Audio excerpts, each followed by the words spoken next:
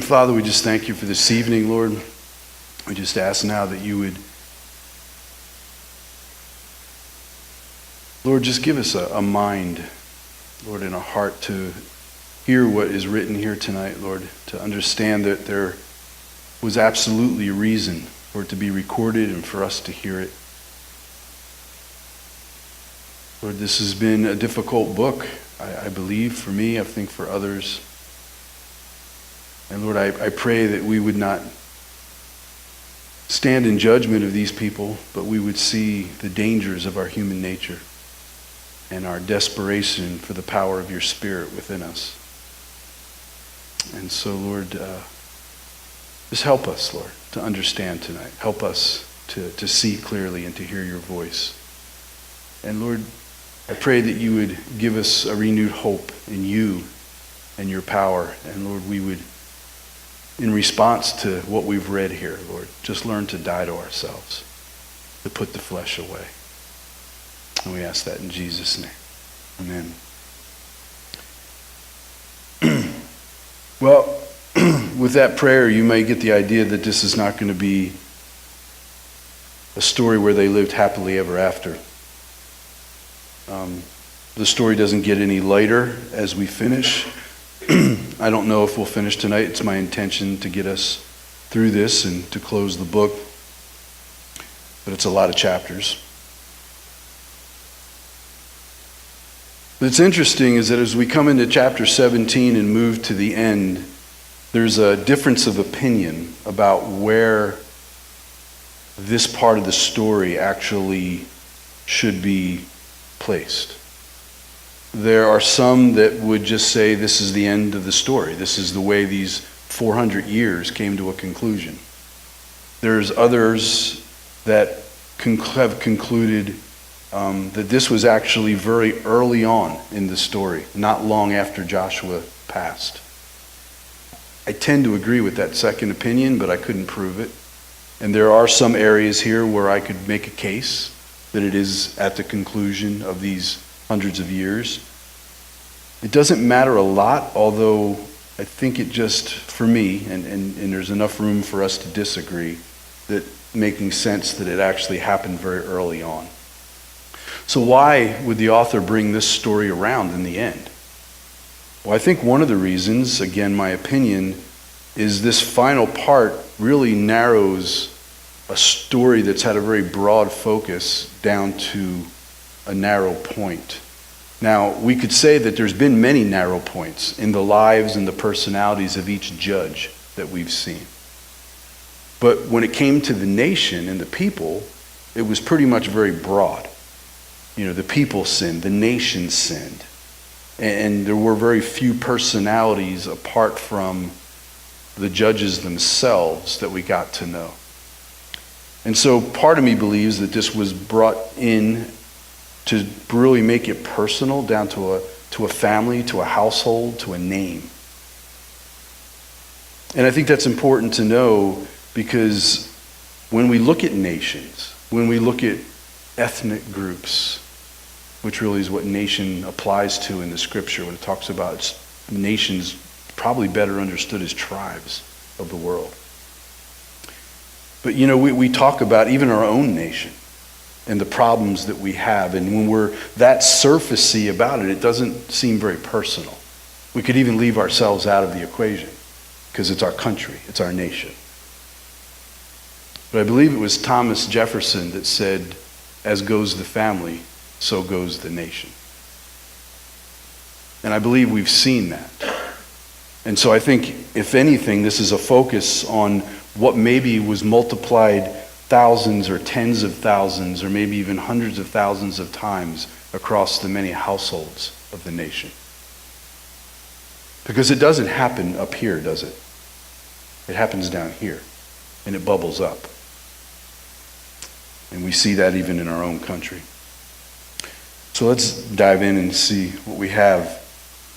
Verse 1, chapter 17. Now there was a man from the mountains of Ephraim whose name was Micah. And he said to his mother, the 1,100 shekels of silver that were taken from you, and on which you put a curse, even saying in my ears, here is the silver with me, I took it. And his mother said, "May you be blessed by the Lord, my son." So when he returned the 1,100 shekels of silver to his mother said, "I had wholly dedicated the silver from my hand to the Lord for my son to make a carved image and a molded image. Now therefore I will return it to you." Thus he returned the silver to his mother. Then his mother took the 200 shekels of silver, gave them to the silversmith, and he made it into a carved image and molded image, and they were in the house of Micah. Seems like kind of a confusing start. The son, this man Micah, had stolen quite a bit of money from his mother. The mother had put a curse on it, but also sort of dedicated it, which is odd, the stolen money, to the Lord. And then even though she received it back, she went and took it to an offense, maybe even greater than the theft, in that she gave 200 of the silver to a smith to then mold an image. Now we could ask the question, and it really doesn't matter, what was the image that was molded? Because some would say, well, maybe this was an image that was set up to worship the true God, to which I would have to say foul. Because God commanded that no image would be made, period, to worship. And so it doesn't matter what it was made. We can think of even the Israelites at the foot of Mount Sinai that after a very short period of time took the gold and made a golden calf and set it up, in a sense, worshiping that as the God who was loud and obvious on the mountain. It doesn't matter. We see the idolatry immediately here in this family.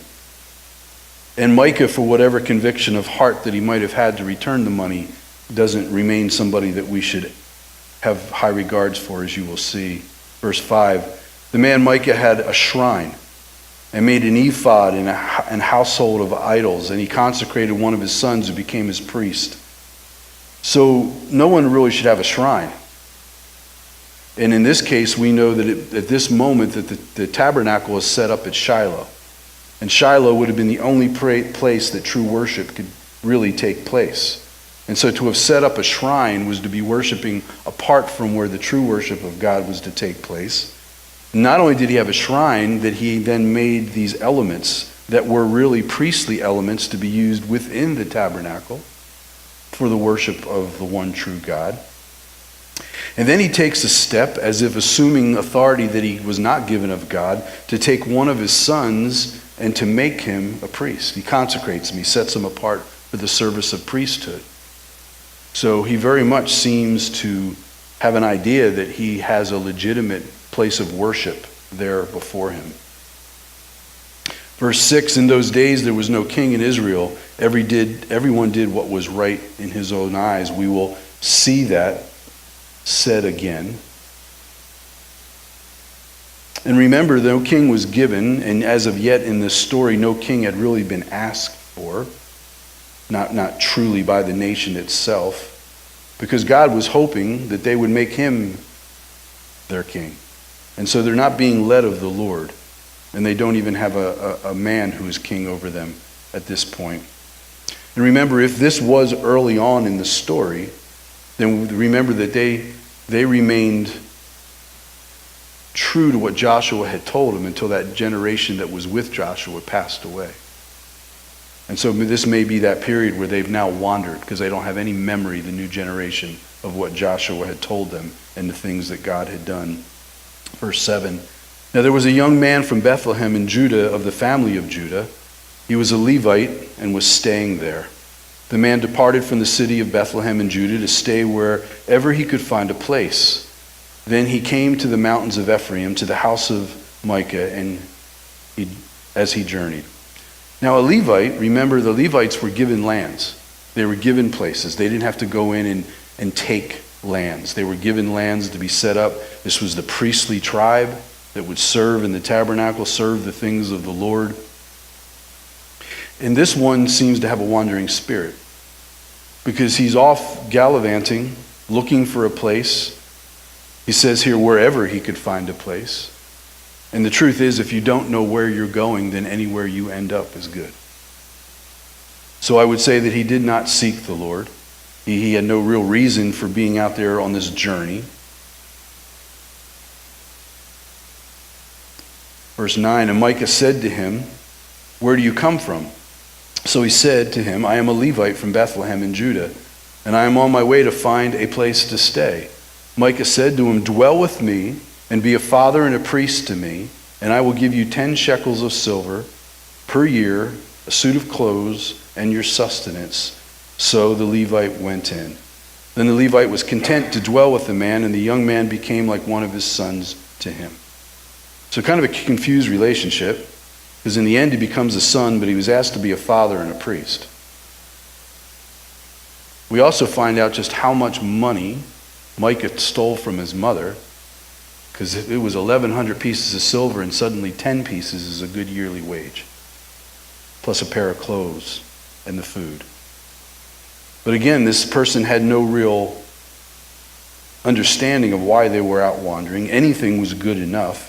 And I would say some pride came in here for the ability to take on the very role that he was set apart for. I'm a Levite, I'm of the priestly tribe. This man wants me to be a priest in his household, and probably helped him to justify his place in going into that house. It was a compromise on all kinds of levels. Verse 12, so Micah consecrated the Levite, which he had no authority to do, just like with his son.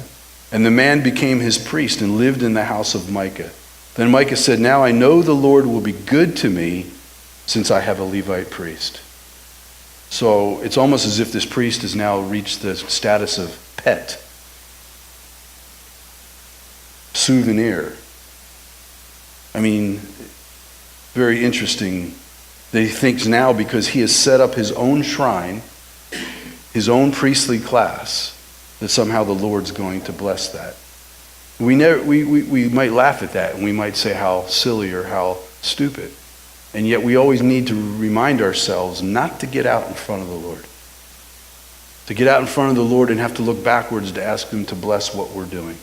Not to assume that we've stepped into something he's given us when we really have no confirmation of that, and just assume we'll be blessed because we're doing an allegedly godly thing. So that chapter 17, it went by pretty quick, and it was a story of compromise and really self-willed carnality. And it was just the lives of a few individuals. And now we'll come into chapter 18, and we'll see how the sins of these individuals made entire tribes wicked and rebellious against God. Verse 1, in those days there was no king in Israel, and in those days the tribe of the Danites was seeking an inheritance for itself to dwell in. For until that day their inheritance amongst the tribes of Israel had not fallen to them. So the children of Dan sent 5 men of their family from their territory, men of valor from Zoar and Eshtaol, to spy out the land and search it. They said to them, go and search the land. So they went to the mountains of Ephraim, to the house of Micah, and lodged there. Now, one lesson, maybe I would assume passed down through the ages, was the story of the spies. This didn't seem to go well for Israel before, to have sent out spies to search the land. The report never seems to come back with the right information. Now, it's interesting that the tribe of Dan, if we remember the story, Joshua, had their apportioned portion, they had land apportioned to them. But they found that land too hard to conquer for some reason. So now they're looking for easier land to conquer to make their own. And so the Danites come to the land of the tribe of Ephraim in the house of Micah. Verse 3. While they were at the house of Micah, they recognized the voice of the young Levite. They turned aside and said to him, who brought you here? What are you doing in this place? What do you have here? He said to them, thus and so Micah did for me. He has hired me, and I've become his priest. So they said to him, please inquire of God, that we may know whether the journey on which we go will be prosperous. And the priest said to them, go in peace. The presence of the Lord be with you on your way. Okay, the level of absurdity remains pretty high. Now, it may be that the spies from the tribe of Dan knew this renegade Levite personally. We don't know. It's also possible that they simply recognized his accent as being from the southern part of Judea. But this scene demonstrates what a spiritually confused time this was in Israel. These Danites were on a sinful mission. They met with a sinful Levite and wanted to know from a righteous God if their mission would be successful. Then the sinful Levite sent the sinning men on their way with God's blessing. The problems are pretty obvious. There's some real confusion here. But I think we can learn from it because we never want to assume that we have God's blessing. We never want to assume that we've got an answer from God. We always want to make the effort. Because I didn't even see him inquire of the Lord. He seems to have just known. You're good to go. Bless you. Be warm and filled. Verse 7. So the 5 men departed. Yeah, could you edit that tape? I have no idea where that came from. Wow. I had to break up an otherwise too serious story. Whew. All right. Phonics, it's amazing. They saw the people who were there, how they dwelt safely in the manner of the Sidonians, quiet and secure. There were no rulers in the land who might put them to shame for anything. They were far from the Sidonians. Okay, it's serious. And no ties with anyone. Yeah, thank you. At myself. Then the spies came back to their brethren at Zorah and Eshtaol, and their brethren said to them, "What is your report?" So they said, "Arise, let us go up against them, for we have seen the land, and indeed it is very good. Would you do nothing? Do not hesitate to go and enter to possess the land. When you go, you will come to secure people and a large land, for God has given into your hands a place where there is no lack of anything that is on the earth." Now it's interesting because they come upon this people and they kind of paint a picture of them being in a very peaceful way. Almost that we would have a little bit of sympathy on them. And yet this is one of the groups that they were originally told to rid from the land.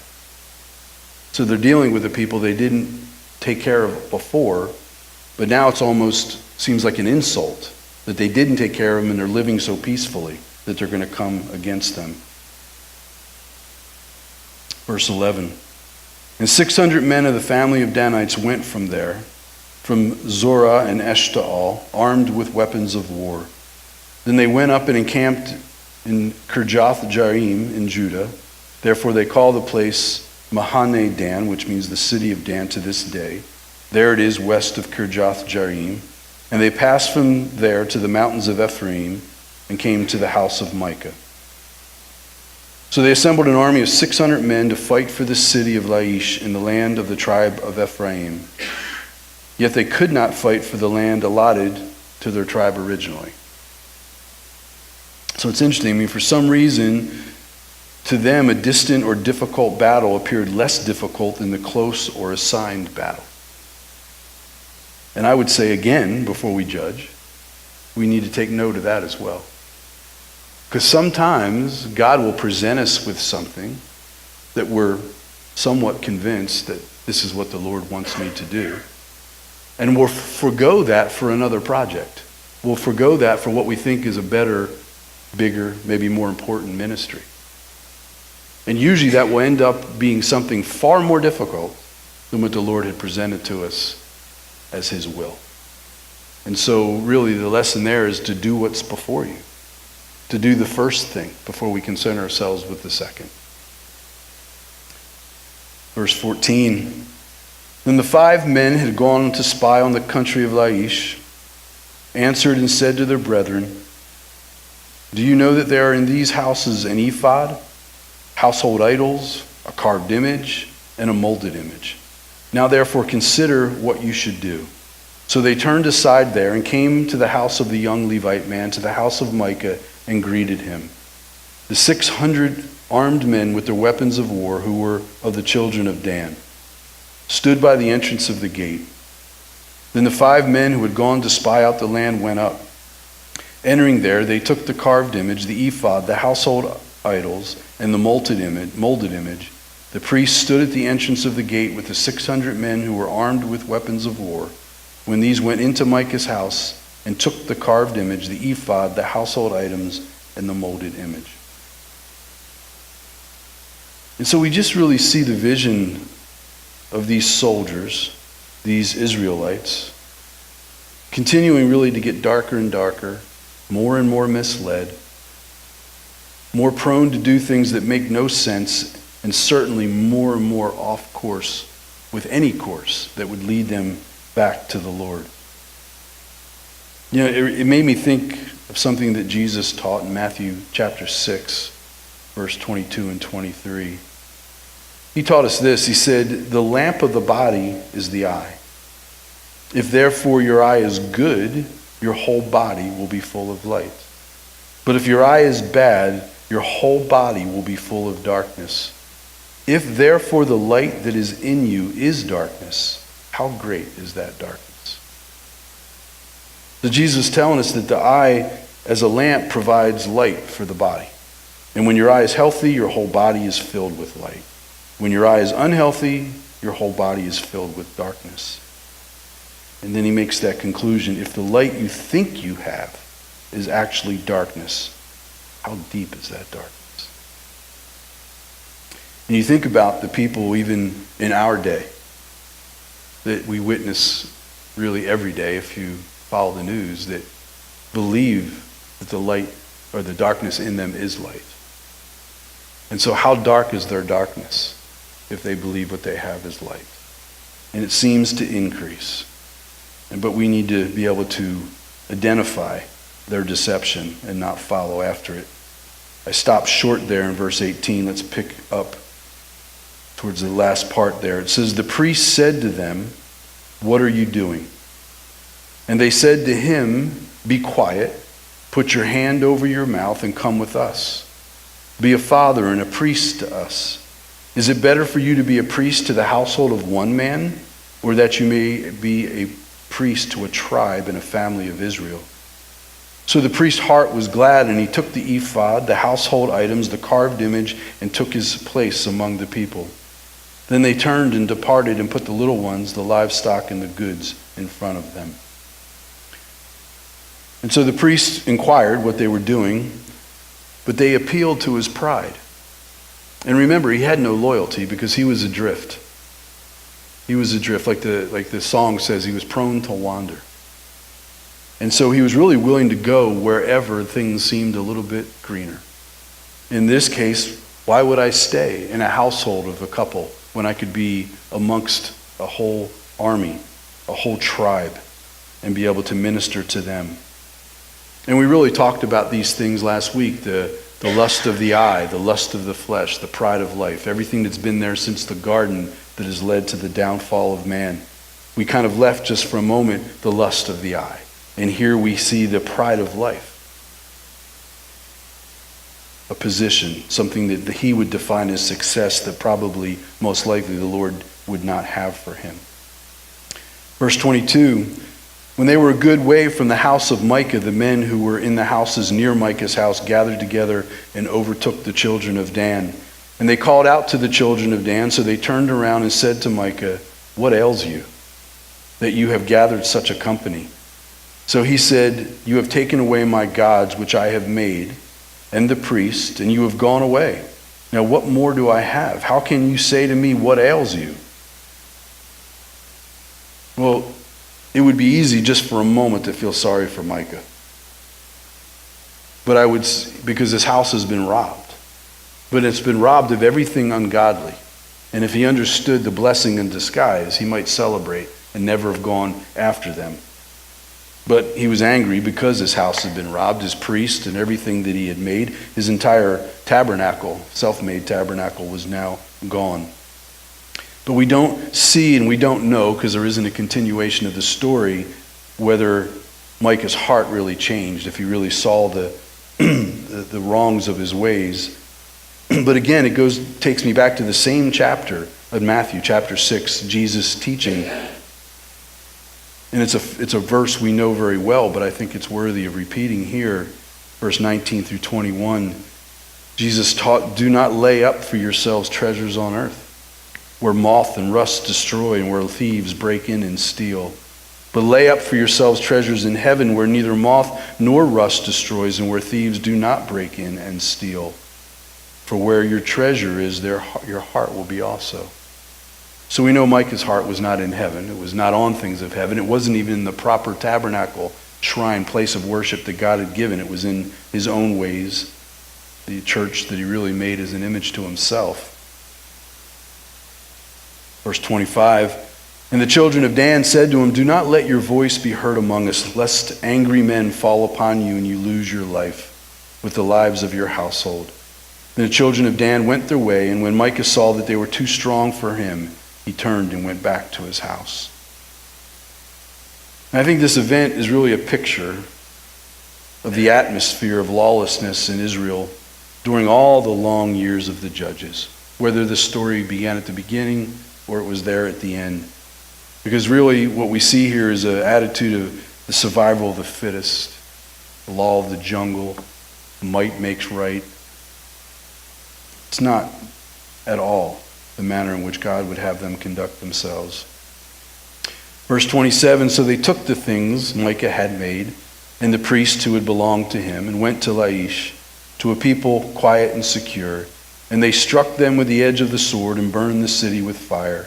There was no deliverer, because it was far from Sidon, and they had no ties with anyone. It was in the valley that belonged to Beth Rehob. So they rebuilt the city and dwelt there. And they called the name of that city Dan, after the name of Dan their father, who was born to Israel. However, the name of the city formerly was Laish." And again, we see this people, and we're almost brought into a place of sympathy for him. A people quiet and secure. They had no deliverer because they were alone, and they were so far from another city that might have rescued them. They took that city from them, sort of a fulfillment of what God had asked them, but way too late and with a different heart. And they called that city Dan. It was always a very familiar city because it was at the far north. Matter of fact, a couple of places in Scripture you'll hear the words "from Dan to Beersheba." And it was an expression meaning from the north to the south of Israel, basically indicating all of Israel.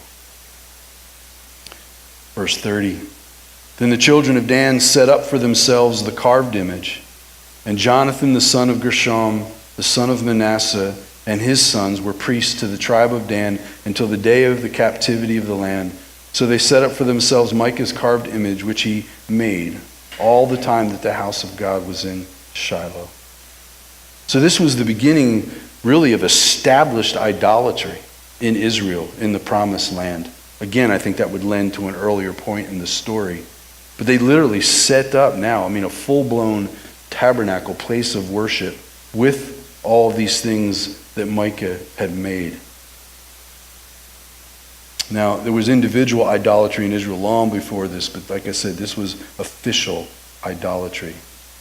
And notice that it says that they set up for themselves Micah's carved images which he made.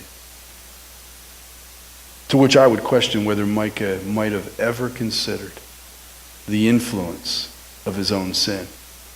How far and wide. It went from his household and his sons and one Levite priest who didn't have a place on his sojourn, to now an entire tribe that would go on to affect an entire nation.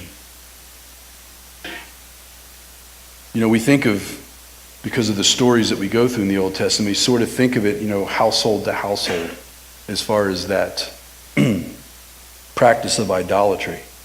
But here, it's so big and so official, so in the face. Chapter 19. "And it came to pass in those days, when there was no king in Israel, that there was a certain Levite staying in the remote mountains of Ephraim. He took for himself a concubine from Bethlehem in Judah." Different Levite took for himself a concubine. Now, we see many men in the Old Testament take a concubine as a relationship. This would not have been what we would consider a wife, although it was considered, how we might say in these days, illegal relationship, a recognized relationship. It was never condoned by God. His design was for marriage and marriage alone, either being single or married. Only two choices. So not ordained, but yet commonly practiced. He took this concubine. Tells us in that verse there was no king in Israel. And this set the stage for the terrible story that's going to come in the following chapters. No king in Israel meant more than the absence of a political monarch. It also meant that they refused to recognize God's leadership over them.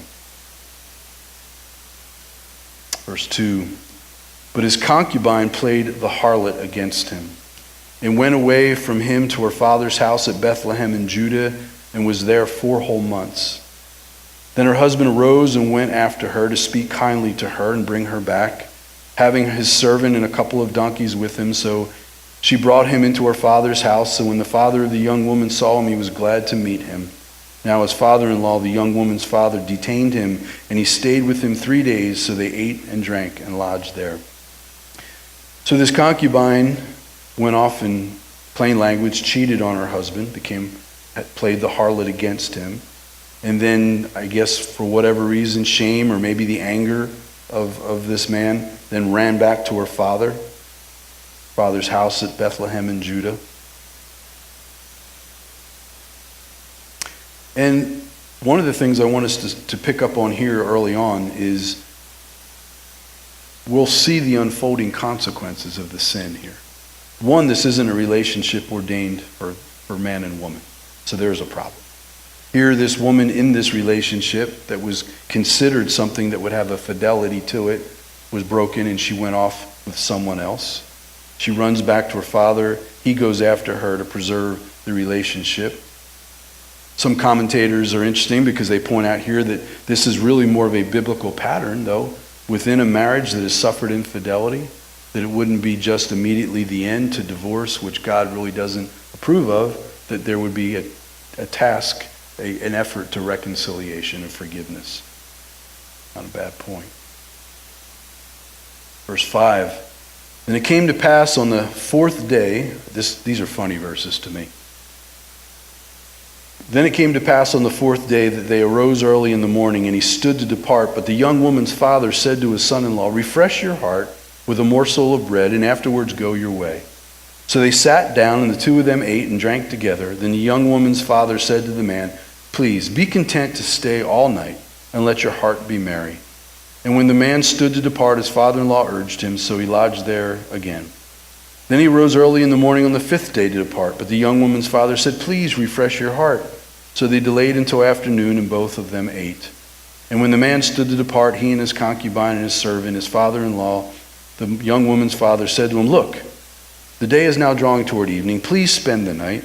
See, the day is coming to an end. Lodge here that your heart may be merry. Tomorrow go your way early so that you may get home.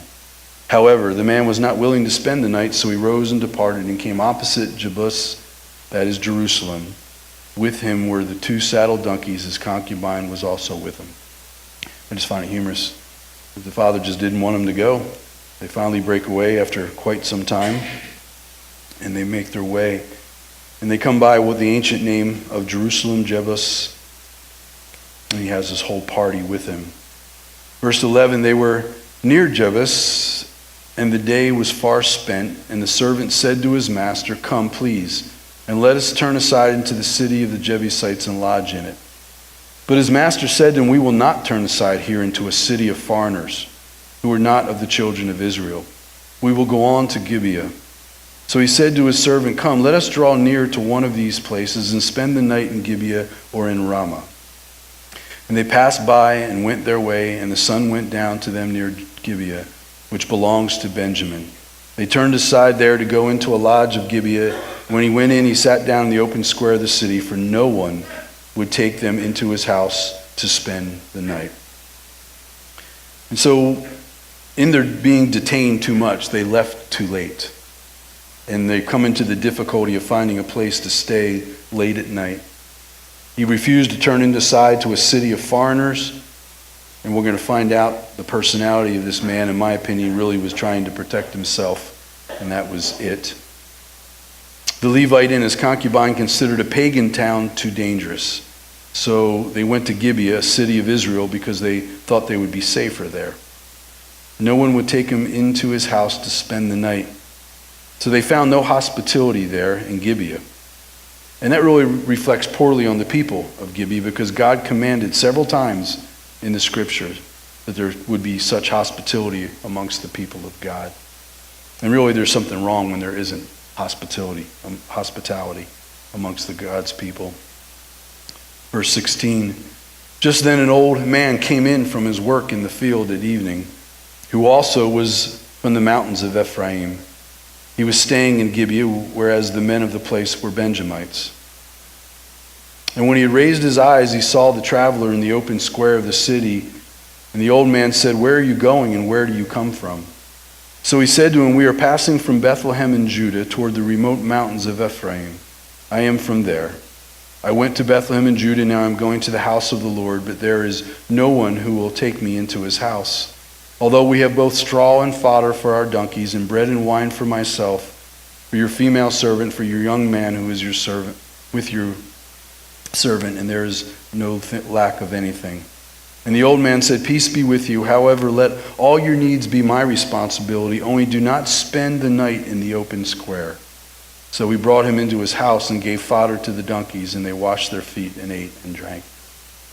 Now they were finally taken in, but it was only because they ran into a man that was from the same place as he was. And the warning here will be underscored in a moment, that he didn't want them to spend the night in the open square.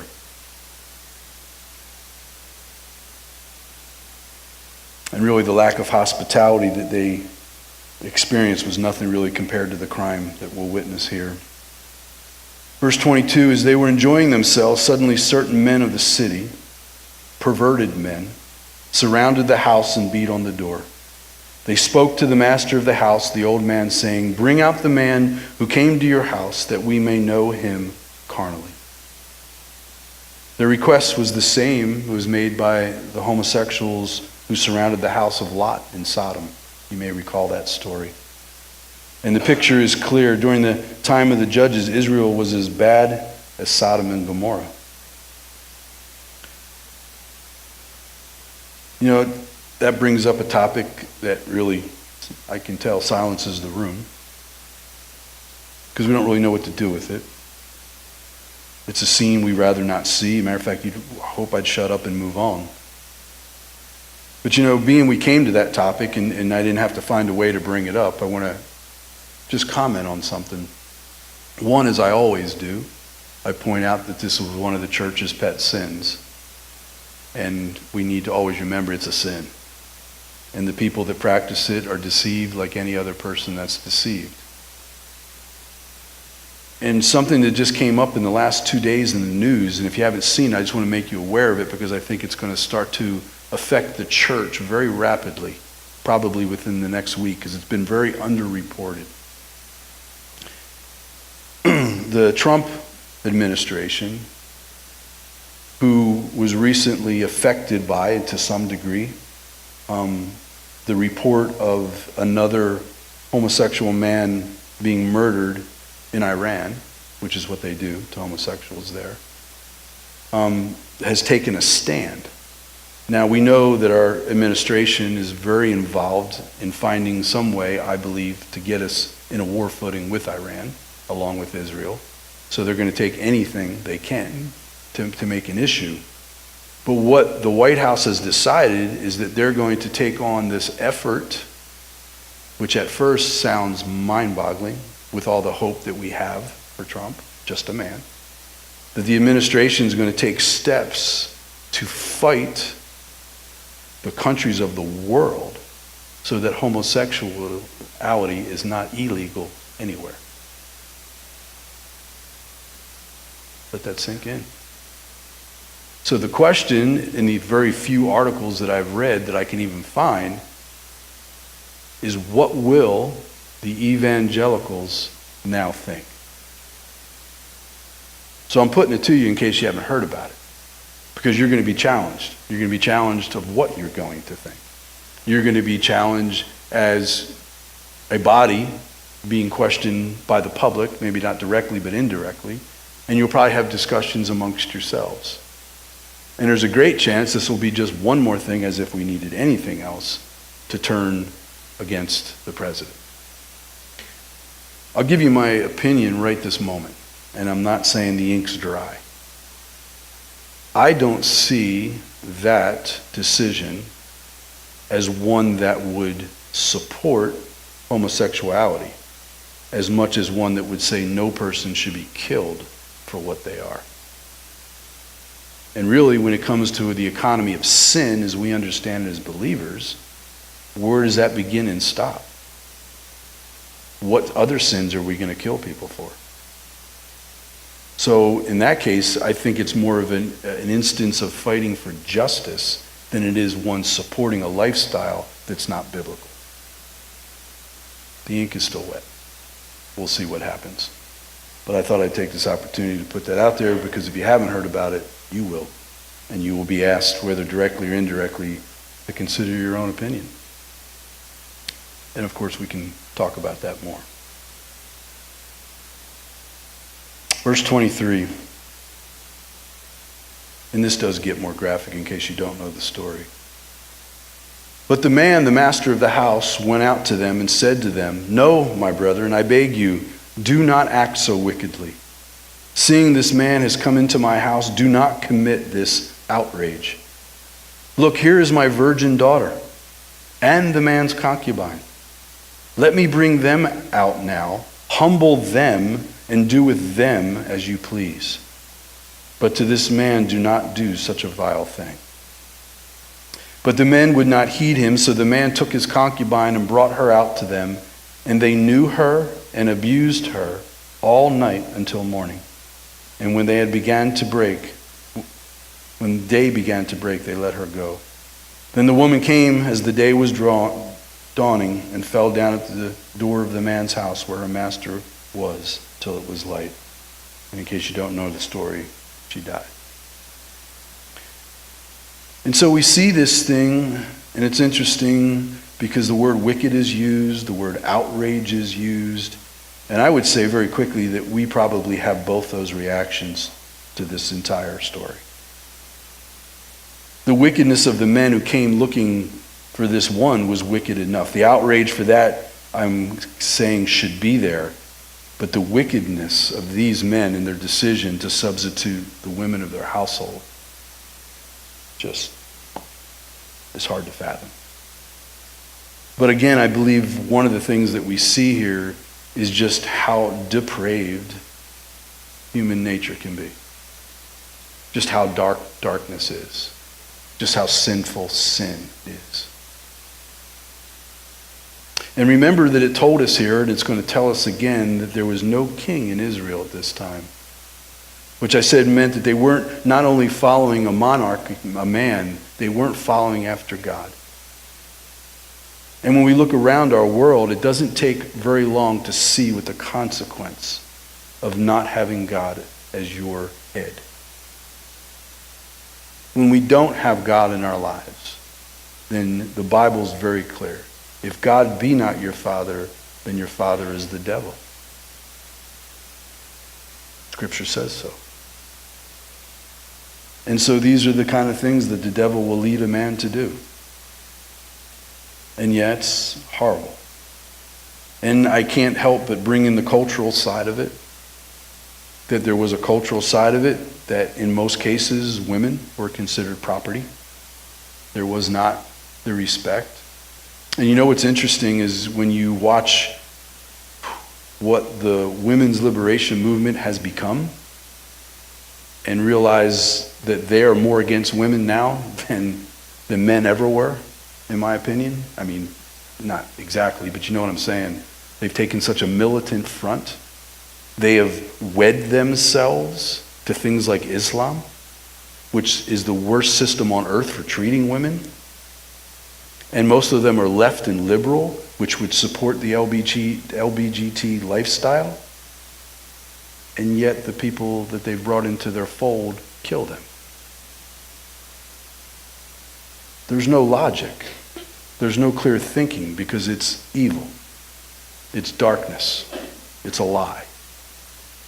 And they are deceived, and so we should not be surprised.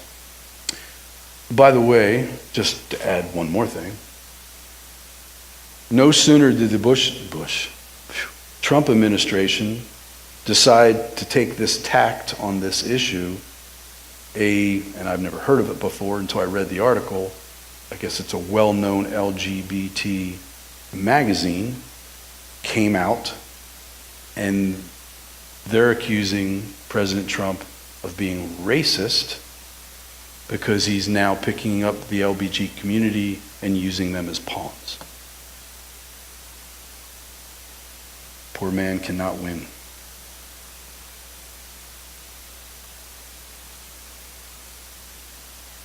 You know, this incident that we just read about that you wish I would move on from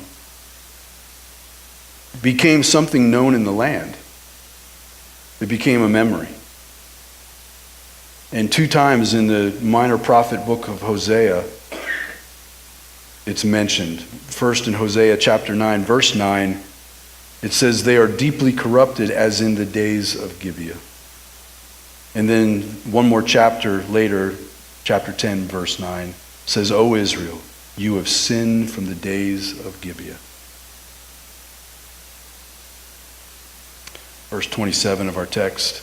When her master arose in the morning and opened the doors of the house and went out to go his way, there was his concubine, fallen at the door of the house with her hands on the threshold. And he said to her, get up and let us be going. But there was no answer. So the man lifted her onto the donkey, and the man got up and went into his place. When he entered his house, he took a knife, laid hold of his concubine, and divided her into 12 pieces, limb by limb, and sent her throughout all the territory of Israel. And so it was with that all who saw it said, no such deed has been done or seen from the day that the children of Israel came up from the land of Egypt until this day. Consider it, confer, and speak up. So this painfully clear demonstration of the heartlessness of the Levite towards his concubine. This was an obviously grotesque way to deliver a message, but I hate to tell you, it worked. And it was tragic that the Levite did not show this kind of concern for her righteousness earlier. We got 2 more chapters left, and I knew about where we'd be time-wise, and I kind of wanted to finish tonight. What I'm going to do is I'm going to read through the first 10, 11 verses of this chapter, and then I'm just going to tell you the story. So let's just get a ways into this chapter 20, verse 1.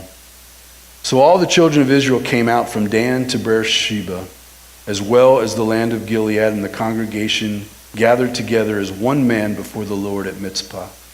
And the leaders of all the people, all the tribes of Israel, presented themselves in the assembly of the people of God, 400,000 foot soldiers who drew the sword. Now the children of Benjamin heard that the children of Israel had gone up to Mizpah. Then the children of Israel said, tell us, how did this wicked deed happen? So the Levite, the husband of the woman who was murdered, answered and said, my concubine and I went to Gibeah, which belongs to Benjamin, to spend the night. And the men of Gibeah rose against me and surrounded the house at night because of me. They intended to kill me, but instead they ravished my concubine so that she died. So I took hold of my concubine, cut her in pieces, and sent her throughout all the territory of the inheritance of Israel, because they committed lewdness and outrage in Israel. Look, all of you are children of Israel. Give your advice and counsel here and now. So all the people arose as one man, saying, none of us will go to his tent, nor will any turn back to his house. But now this is the thing which we will do to Gibeah. We will go up against it by lot.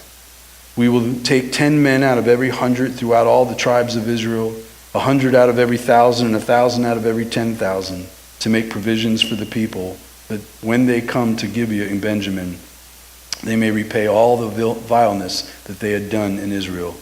So all the men of Israel were gathered together against the city, united together as one man. So, here's the story. The message went out, as gruesome as it was, and all the tribes responded except for the Benjamites. The Benjamites did not respond, although it says there that they knew. Now we need to understand that Gibeah, where this great sin, atrocity took place, is in the land of Benjamin. And so they didn't come out because in a sense they were going to have to deal with their own. And so there's an affront to those that did come out, all the remaining tribes. And so what they decide is because they won't give up the people of Gibeah in their land, that they then decide to attack the Benjamites. So now all these tribes of Israel are going to go against this one tribe. And so they pick their forces, and we're talking tens of thousands, hundreds of thousands in some cases, and they make an attack on the city, and they're turned back, tail between their legs, by the Benjamites. They lose many of their men. Then they go again, and they lose that battle as well, and they return. And this time they repent before the Lord, they pray out to the Lord, and the Lord assures them of the victory, that he'll turn them over to them. And so they go up one more time, they do a pretty good military ambush operation, and they're able then to overcome the Benjamites. They overcome the city, and some of the Benjamites escape, and they turn back and see their city on fire. And what happens is they've killed all the women and children, and they've killed everybody within the city, but some of the Benjamites are still left alive because they escaped. Now it's interesting because the heart of the tribes changes in a sense, and as much as they were a moment ago trying to destroy all of the Benjamites, trying to get to Gibeah to make them pay, they now realize that these Benjamites, the only men now left, have no wives.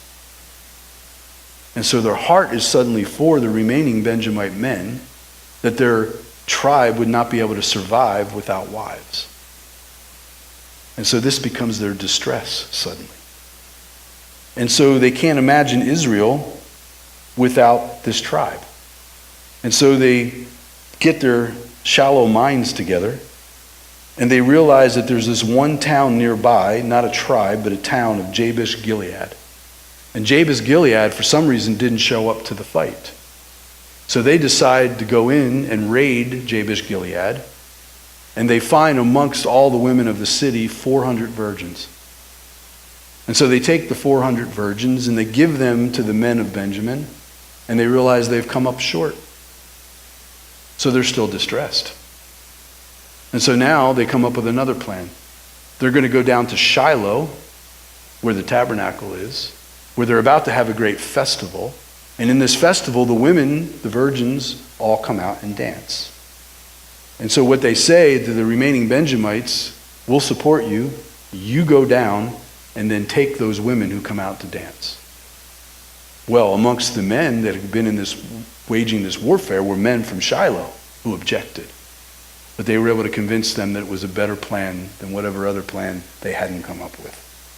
And so they went down and they took these women from this great celebration. Could have been the Feast of Sukkot, the Feast of Booths, very possibly. That's a different topic. And so they get the women, and they're able then to have the wives, and they're able to now keep their tribe. I wish I could help you with that. But now we've come to the conclusion of 400 years. And things really never got better. And I want to take you to the very last verse of this book. You've already heard it. In those days there was no king in Israel. Everyone did what was right in his own eyes. I really can't think of a more appropriate description of where we're at 2019. Because everyone's doing what's right in their own eyes. And to a large degree that's seeped into the church. People are doing what's right in their own eyes. And there is no king, because those that seem to be or have proven themselves to be in darkness won't even accept the man who is sort of our king right now. So they have no king, they have no president, and they have no God. And so it should not surprise us that they're beginning to look a lot like the people we've just studied about. And it's not close to being over. But we have a king. We have a heavenly king. And we need to remember that. And as I've said many times, and I'll continue to say, we should not, shall not, we can't put our faith in a man. We can't. No matter how good, no matter how hopeful we are, we must continue to pray. But government's not going to solve government's problems. Man's not going to solve man's problems. We are not, like some churches teach, trying to bring heaven to earth. There's churches that teach that will set up heaven here and then Jesus will come. No. Things will be a mess and then Jesus will come. And then there will be a false peace. And then all hell will break loose on earth. We're just seeing a little bit of what it might be like when it comes.